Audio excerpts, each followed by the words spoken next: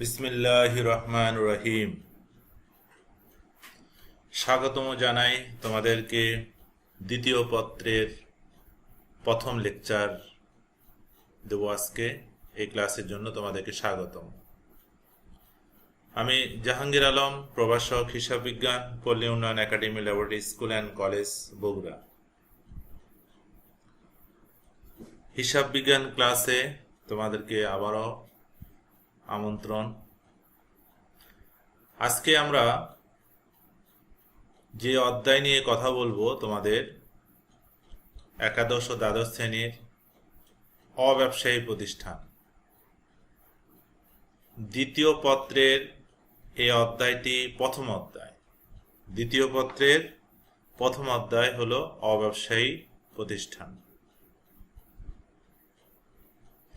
আমরা বাংলাদেশের একটি স্বনামধন্য প্রাইভেট হসপিটাল দেখছি, নামও লক্ষ্য করছো তোমরা, অ্যাপোলো হসপিটাল। তাহলে আমরা কিন্তু বললাম এই হসপিটালটি সরকারি না বেসরকারি? তোমরা বলবে এটি একটি বেসরকারি হসপিটাল।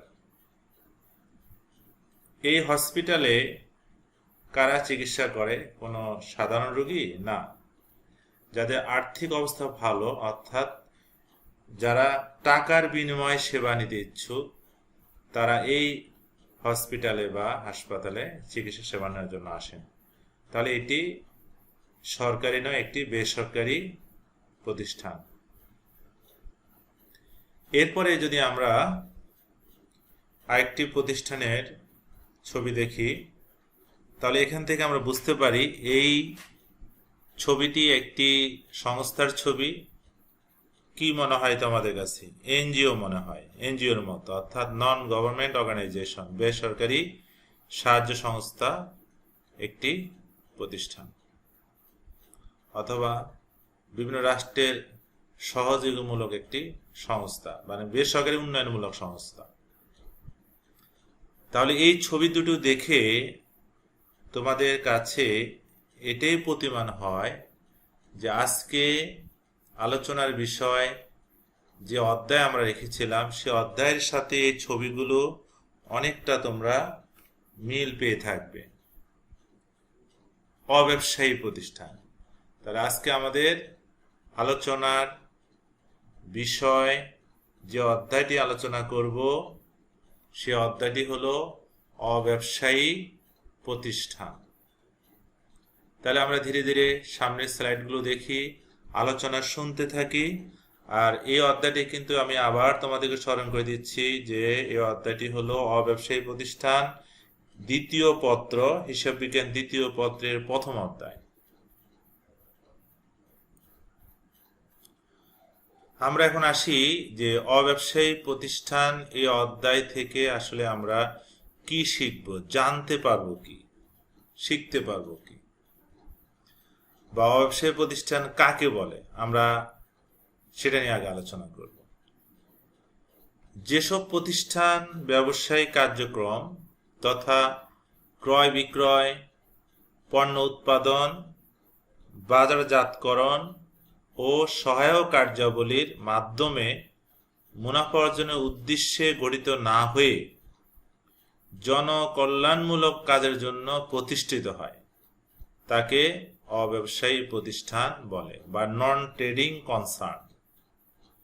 তাহলে এই সংজ্ঞা থেকে আমি বিভিন্ন শব্দগুলোকে বিভিন্ন কালার করে রেখেছি, তোমাদের সামনে উপস্থাপনা করেছি বোঝার জন্য। যেমন ব্যবসায়িক কার্যক্রম, ক্রয় বিক্রয়, পণ্য উৎপাদন, বাজারজাতকরণ, সহায়ক কার্যাবলী। অর্থাৎ আমরা যদি এক কথায় তোমাদের বোঝার সুবিধার জন্য বলি, বা তোমরা যদি একটু মনোযোগ সহকারে শোনো আমার লেকচার, তাহলে বুঝতে পারবে যে এই প্রতিষ্ঠানের মুখ্য উদ্দেশ্য মুনাফা অর্জন নয়, জনকল্যাণমূলক কাজের জন্য প্রতিষ্ঠিত হয়। অর্থাৎ জনসেবা বা জনকল্যাণমূলক যে কাজের জন্য তারা তাদের প্রতিষ্ঠানকে প্রতিষ্ঠিত করে বা পরিচালনা করে, তাকে বলা হয় অব্যবসায়ী প্রতিষ্ঠান বা নন ট্রেডিং কনসার্ন।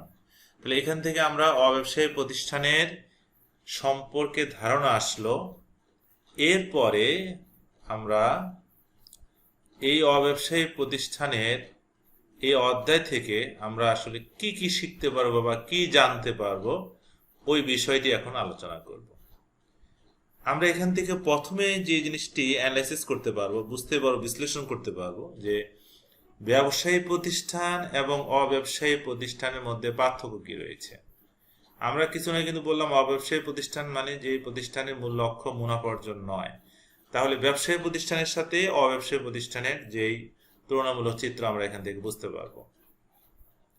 এরপরে প্রাপ্তি প্রদান হিসাব হতে আমরা এই অধ্যায়ের প্রাপ্তি এবং প্রদান নামে একটি হিসাব করা হবে। সেখান থেকে আমরা আয় বিবরণী তৈরি করতে পারবো, অর্থাৎ এই অব্যবসায়ী প্রতিষ্ঠানের আয় ব্যয় তথ্য বা আয় বিবরণীর মাধ্যমে আমরা বিবরণী তৈরি করতে পারবো। কোথা থেকে? প্রাপ্তি এবং প্রদান হিসাব থেকে। এরপরে আমরা এখান থেকে আরেকটি বিষয় ক্লিয়ার করতে পারবো যে মুনাফাভোগী ও অমুনাফাভোগী প্রতিষ্ঠানের মধ্যে যে ডিফারেন্স বা পার্থক্য রয়েছে ওই বিষয়টি আমরা এখানে নিরূপণ করতে পারবো। অর্থাৎ মুনাফাভোগী প্রতিষ্ঠান, অমুনাফাভোগী প্রতিষ্ঠান, প্রফিটেবল, নন প্রফিটেবল, এই দুটি প্রতিষ্ঠানের মধ্যে আমরা পার্থক্য নির্ণয় করতে পারবো। এরপরে আমরা সর্বশেষ যে বিষয়টি এখানে জানতে পারবো এই পাঠ থেকে, পেশাজীবী ব্যক্তিবর্গের আয়, ব্যয়, সম্পদ ও দায়ের হিসাব যথাযথ প্রক্রিয়া তৈরি করতে পারবো। পেশাজীবী যেমন একজন আইনজীবী, একজন ডাক্তার, একজন শিক্ষক, একজন চার্টার অ্যাকাউন্টেন্ট, অর্থাৎ যারা বিভিন্ন পেশার সঙ্গে জড়িত এই ব্যক্তিবর্গের এই বিষয়গুলো অর্থাৎ আয়, ব্যয়, সম্পদ ও দায়ের হিসাব যথাযথ প্রক্রিয়ায় তৈরি করতে পারবো। তাহলে আমরা অব্যবসায়ী প্রতিষ্ঠানের এই পাঠ থেকে আমরা যা যা শিখতে পারবো বা জানতে পারবো এখানে তো আলোচনা করা হলো, তোমরা বুঝতে পারলে এবং মনে রাখতে হবে তোমাদেরকে।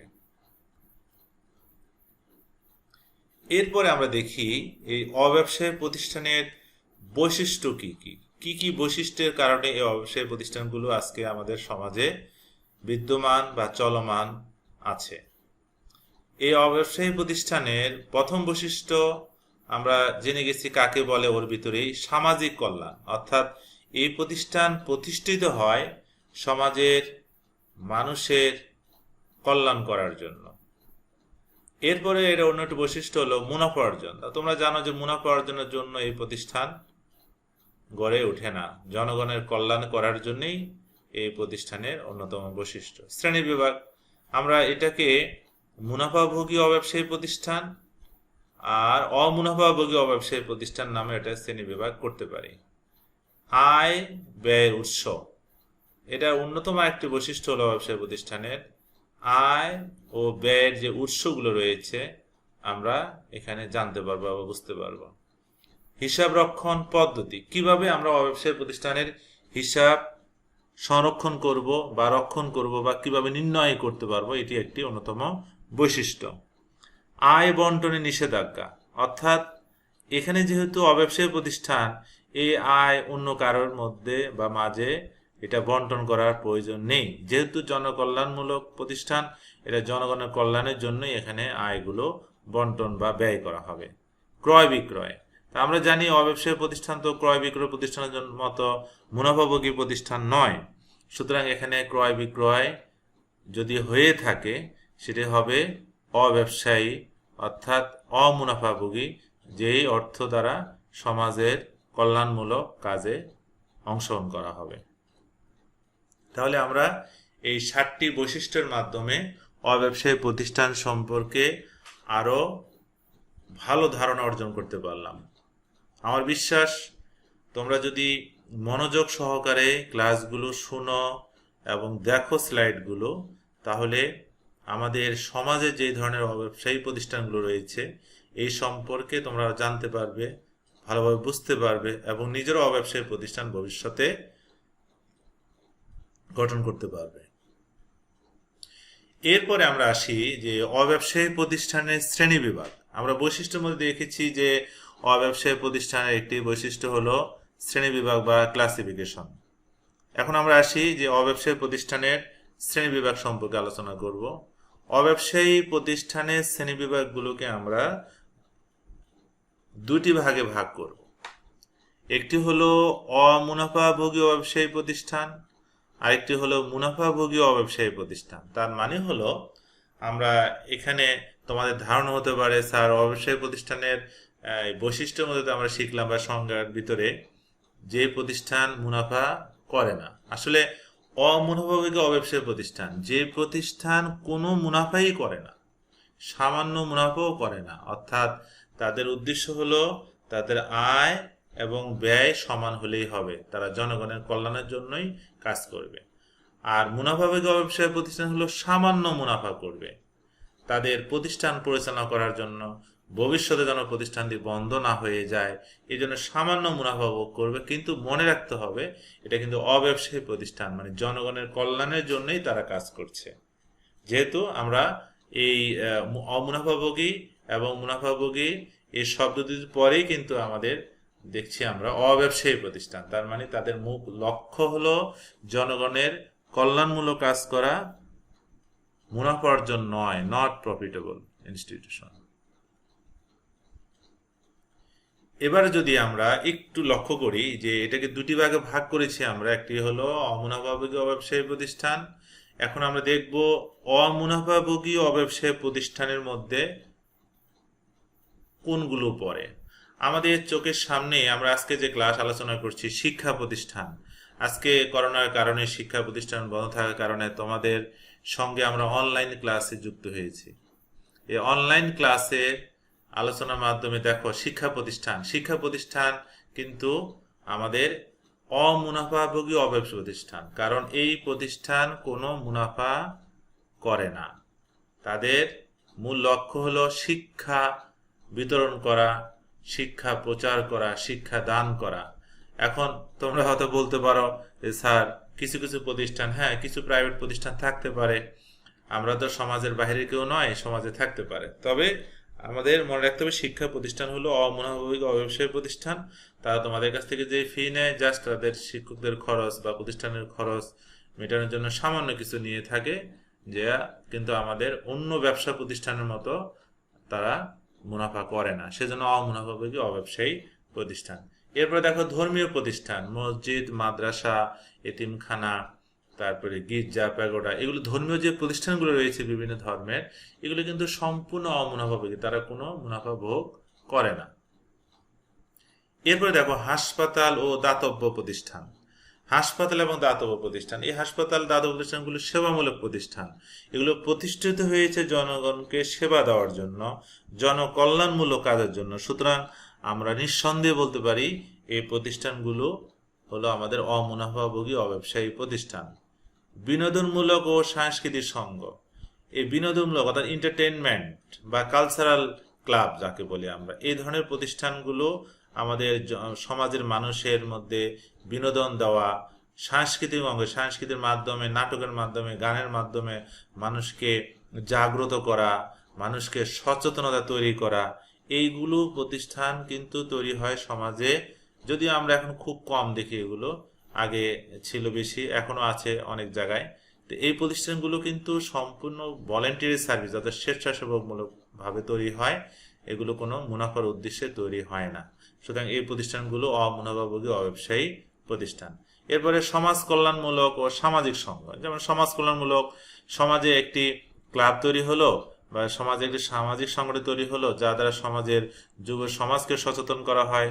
সমাজের কল্যাণমূলক কাজ, যেমন একটি রাস্তা নষ্ট হয়ে গেল, সমাজে কোনো মানুষের বিপদ হলো, যেই সংঘগুলো কাজ করে থাকে, এই প্রতিষ্ঠানগুলো অমুনাফাভোগী অব্যবসায়ী প্রতিষ্ঠান। এরপরে দেখো দারিদ্র বিমোচন ও পুনর্বাসন প্রতিষ্ঠান, সমাজের দরিদ্র মানুষকে তাদের অভাব দূর করার জন্য, সমাজে যাদের ঘর বাড়ি নেই তাদেরকে পুনর্বাসন প্রতিষ্ঠা করার জন্য এ ধরনের কিছু প্রতিষ্ঠান সমাজে রয়েছে, যেগুলো তাদের কাজই হলো সেবামূলক অর্থাৎ মানুষের জনকল্যাণমূলক, এগুলো অমুনাফাভোগী অব্যবসায়ী প্রতিষ্ঠান। এরপরে আমরা আসি এনজিও।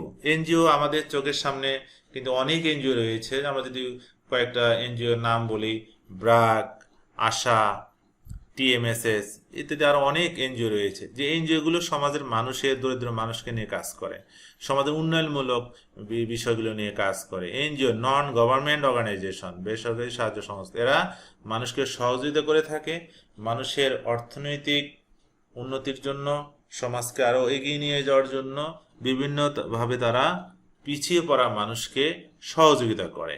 তাহলে এই যে 7টি বিষয় আমি আলোচনা করলাম, এগুলো সবগুলোই হলো কোন প্রতিষ্ঠান? অমুনাফাভোগী অব্যবসায়ী প্রতিষ্ঠান। এখন আমরা দেখব যে মুনাফাভোগী অব্যবসায়ী প্রতিষ্ঠান কোনগুলো। আমরা বলেছি যে প্রতিষ্ঠান সামান্য মুনাফা করে, এখানে কিন্তু মুনাফাভোগী যেহেতু পরে শব্দটি আমি আলোচনা করেছি অব্যবসায়ী, এখানে কিন্তু ক্রয় বিক্রয় প্রতিষ্ঠানের মতো বা মুনাফাভোগী প্রতিষ্ঠান যেগুলো, সেখানে কিন্তু এই শব্দ থাকবে না যে অব্যবসায়ী, এখানে সামান্য মুনাফা তারা করে থাকে। এই ধরনের প্রতিষ্ঠানগুলো কোনগুলো? প্রথম হলো পেশাজীবীদের প্রতিষ্ঠান, যেমন আইনজীবী প্রতিষ্ঠান, চার্টার অ্যাকাউন্টেন্ট অর্থাৎ হিসাব নিরীক্ষা প্রতিষ্ঠান, ডাক্তারদের প্রতিষ্ঠান থাকতে পারে, তাই না? এই প্রতিষ্ঠানগুলো হলো পেশাজীবীদের, ইঞ্জিনিয়ারদের। তো এগুলো তারা সামান্য মুনাফা করে থাকে তাদের প্রতিষ্ঠানকে পরিচালনা করার জন্য, নিজেদের ব্যক্তিগত জীবনকে এগিয়ে নিয়ে যাওয়ার জন্য। এটা হলো আমাদের মুনাফাভোগী অব্যবসায়ী প্রতিষ্ঠান। এনজিও, কিছু কিছু এনজিও রয়েছে যারা তাদের প্রতিষ্ঠানকে টিকিয়ে রাখার জন্য, অর্থাৎ তারা সামান্য কিছু মুনাফা করে যা দ্বারা পরবর্তী তাদের প্রতিষ্ঠানকে এগিয়ে নিয়ে যাওয়ার জন্য, কিন্তু এরা সাধারণ প্রতিষ্ঠানের মতো মুনাফাভোগী নয়। এরা হলো মুনাফাভোগী অব্যবসায়ী প্রতিষ্ঠান, তাদের মূল লক্ষ্য হলো জনগণকে সেবা দেওয়া। এরপরে যদি আমরা যাই, বিষয়গুলো নিয়ে আলোচনা করব। এই বিষয়টা হলো যে আমরা অব্যবসায়ী প্রতিষ্ঠানের কিছু বিষয় নিয়ে আলোচনা করব, যে বিষয়গুলো সবচেয়ে গুরুত্বপূর্ণ বিষয়। একটি হলো ভর্তি ফি। আমরা যদি সমাজে একটি ক্লাব তৈরি করি, একটা অব্যবসায়ী প্রতিষ্ঠান তৈরি করি, যেহেতু আমরা বলেছি এটা হলো আমাদের সেবামূলক প্রতিষ্ঠান, জনগণের কল্যাণমূলক প্রতিষ্ঠান, সুতরাং এই প্রতিষ্ঠানের মূল কাজ হলো আমাদের কিভাবে আমাদের অর্থ আসবে। এখানে ভর্তি ফি অর্থাৎ যারা সদস্য হবে, এই জনকল্যাণমূলক কাজে যারা অংশগ্রহণ করতে চায় উইলিংলি, ইচ্ছাকৃতভাবে, স্বইচ্ছায়, তারা একটা নির্দিষ্ট ফি দিয়ে প্রতিষ্ঠানে ভর্তি হবে এবং এই ভর্তি ফিটি প্রতিষ্ঠানের আয় হিসাবে গণ্য হবে। চাঁদা, তারা যদি নির্ধারণ করে প্রতি মাসে আমাদের একটি চাঁদার হার থাকবে, যে চাঁদা যারা সদস্য হবে তারা প্রতি মাসে ওই প্রতিষ্ঠানে জমা দেবে। এভাবে আস্তে আস্তে আর্থিক তহবিল গঠন হবে। উইলকৃত ধন সম্পত্তি অর্থাৎ কোনো ব্যক্তি যদি ওই প্রতিষ্ঠানকে, যে সংঘ তৈরি করা হলো বা যে ক্লাব তৈরি করা হলো, ওই প্রতিষ্ঠানকে যদি সম্পত্তি দেয়, শুধু এই সম্পত্তি ওই প্রতিষ্ঠান ভোগ করতে পারবে, এটাকে বলা হয় উইলকৃত ধন সম্পত্তি।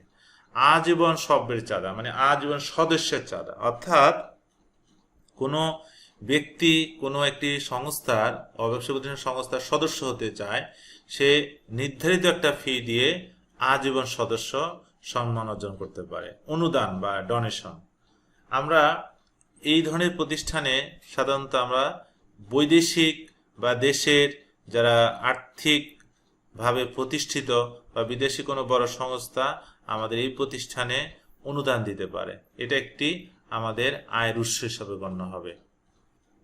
তাহলে আমরা অব্যবসায়ী প্রতিষ্ঠানের বেশ কিছু তথ্য নিয়ে আলোচনা করেছি, অর্থাৎ গুরুত্বপূর্ণ বিষয়গুলো এগুলো: ভর্তি ফি, চাঁদা, উইলকৃত ধন সম্পত্তি, আজীবন সভ্যের চাঁদা এবং অনুদান।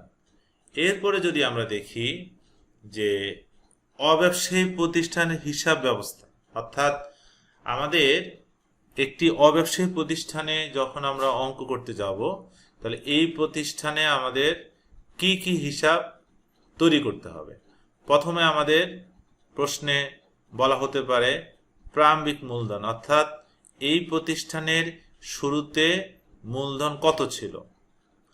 তারপরে প্রাপ্তি ও প্রদান হিসাব, অর্থাৎ আমরা কোথায় থেকে কিভাবে টাকা রিসিভ করলাম এবং কোথায় কোথায় পেমেন্ট করলাম বা পরিশোধ করলাম বা খরচ করলাম, প্রাপ্তি এবং প্রদান হিসাব আমাদেরকে তৈরি করতে হবে। আয় ব্যয় বিবরণী, তোমরা জানো যে কোনো প্রতিষ্ঠান, সেটা ব্যবসায়ী প্রতিষ্ঠান হোক অব্যবসায়ী প্রতিষ্ঠানে হোক, সেখানে আয় ব্যয় বিবরণী তৈরি করতে হয়। কেন? কারণ বছরের শেষে আমরা যেন বুঝতে পারি আমাদের আয়ের উদ্বৃত্ত রয়েছে না ব্যয়ের উদ্বৃত্ত রয়েছে, অর্থাৎ আমাদের ক্ষতির সম্মুখীন হলাম না মুনাফার সম্মুখীন হলাম। তাহলে সুতরাং এখানে আমাদের আয় ব্যয় বিবরণী তৈরি করতে হবে। আর্থিক অবস্থার বিবরণী, আমরা জানি আর্থিক অবস্থার বিবরণী কি, অর্থাৎ একটি ব্যবসা প্রতিষ্ঠানের যাবতীয় সম্পদ, দায় ও মালিকানা, এই তিনটি বিষয় নিয়ে হলো আমাদের আর্থিক অবস্থার বিবরণী। আর্থিক অবস্থার বিবরণীর মাধ্যমে আমরা ওই প্রতিষ্ঠানের অর্থাৎ অব্যবসায়ী প্রতিষ্ঠানের যাবতীয় সম্পদ সম্পর্কে, দায় সম্পর্কে এবং ওই প্রতিষ্ঠানের মালিকানা সত্ত্ব সম্পর্কে আমরা বিস্তারিত জানতে পারি। সুতরাং এই চারটি বিষয় হলো অব্যবসায়ী প্রতিষ্ঠানের হিসাব ব্যবস্থা। এই চারটি বিষয়ের মাধ্যমে আমরা এই অব্যবসায়ী প্রতিষ্ঠানের যাবতীয় তথ্যাদি, যাবতীয় বিষয়াদি আমরা জানতে পারব। আজকের ক্লাসে তোমাদেরকে এখানেই ধন্যবাদ দিয়ে শেষ করছি, কারণ আমরা বলেছি এই ক্লাসটিকে আমরা দুটি পর্বে ভাগ করেছি। তাহলে তোমাদের সুস্থতা কামনা করে পরবর্তী এই অধ্যায়ের পরবর্তী ক্লাস দেখার আমন্ত্রণ জানিয়ে আজকের মতো এই ক্লাস শেষ করছি। সবাই ভালো থাকো, সুস্থ থাকো, করোনার বিষয়ে স্বাস্থ্যবিধি আমরা সবাই মেনে চলবো। আল্লাহ হাফেজ।